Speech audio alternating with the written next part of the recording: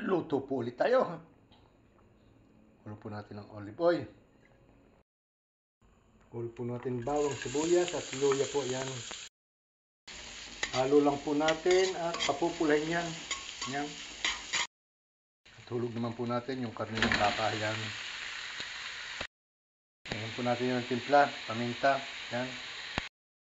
Lagyan din po natin ng patis. Lagyan din po natin ng oyster soy sauce po yan. Yan. Lagyan din po natin isang chicken cubes yan. Halo lang po yan. Tatakloban natin yan. Yan. Yan po. Luto na ang baka.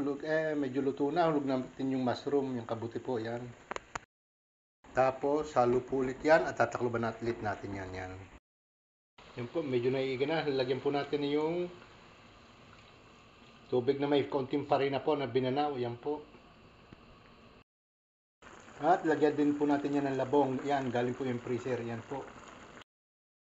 Yan po. Paluto ng ating karning baka na may labong at mushroom. Huli, luto na po ang aking karning baka na may mushroom at bamboo. Yan po. Thank you po for watching. God bless.